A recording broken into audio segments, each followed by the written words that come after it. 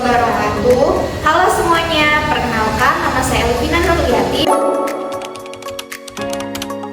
dan rekan saya bernama Nur Dahlia. Kami di sini akan menjelaskan materi mengenai konsep dasar dari investasi. Konsep dasar investasi. Konsep dasar investasi adalah menanamkan modal ke dalam aset tertentu untuk mendapatkan keuntungan di masa depan. Selain memberikan keuntungan secara finansial untuk kebutuhan di masa yang akan datang, namun ternyata banyak tujuan dari investasi. Menurut BCA tahun 2022, yaitu sebagai berikut. Yang pertama, menambahkan aset dan harta kekayaan. Yang kedua, mempersiapkan kondisi finansial yang stabil di masa depan maupun mempersiapkan untuk dana pensiun. Yang ketiga, membentuk dan memumpul kebiasaan gaya hidup hemat. Yang keempat, memiliki dana darurat. Yang kelima, mencapai tujuan keuangan di masa depan. Dan terakhir atau yang keenam, memberikan proteksi terhadap aset dari tekanan inflasi atau menjaga nilai uang dari inflasi. Selanjutnya ada saham. Saham adalah bukti kepemilikan suatu individu atau lembaga atas suatu perusahaan. Pemilik saham berhak atas sebagian keuntungan perusahaan atau dividen dan memiliki hak suara dalam keputusan perusahaan. Selanjutnya, yang pertama penawaran publik atau IPO. Proses pertama kali perusahaan menjual sahamnya ke publik. Yang kedua ada nilai lembar saham. Nilai lembar saham dihitung dari arus dividen di masa depan.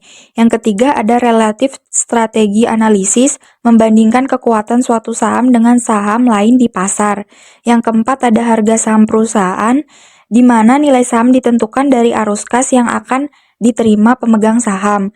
Yang kelima, saham preferen adalah saham dengan hak istimewa seperti dividen tetap dan prioritas dalam pembagian aset. Yang keenam, biaya ekuitas saham biasa baru, di mana biaya yang timbul ketika perusahaan menerbitkan saham baru biasanya lebih tinggi karena ada biaya penerbitan dan distribusi saham. Obligasi. Obligasi adalah wesel jangka panjang yang diterbitkan oleh unit perusahaan dan pemerintah.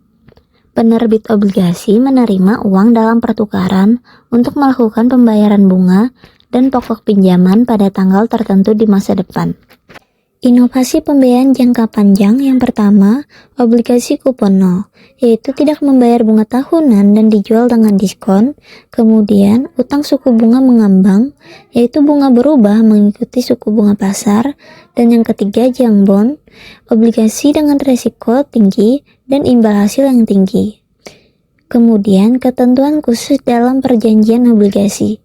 Yang pertama, provisi penarikan, yaitu tidak memberikan hak kepada perusahaan untuk menebus obligasi lebih awal dan umumnya disertai premi penarikan. Kemudian yang kedua, dana pelunasan, yaitu provisi yang mengharuskan kewajiban perusahaan menarik obligasi secara bertahap dan tidak memerlukan premi penarikan. Pengembalian dan risiko obligasi. Yang pertama, yield to maturity, yaitu pengembalian jika obligasi disimpan sampai jatuh tempo, dan yield to call, yaitu pengembalian jika obligasi ditarik sebelum jatuh tempo.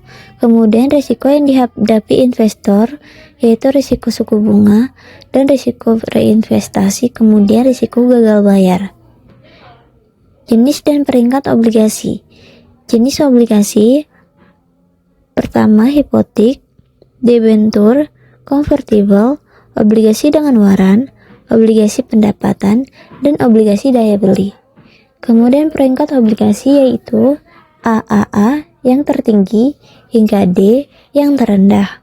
Semakin tinggi peringkat, semakin rendah risikonya. Kesimpulan, investasi adalah penempatan dana saat ini untuk memperoleh keuntungan di masa depan.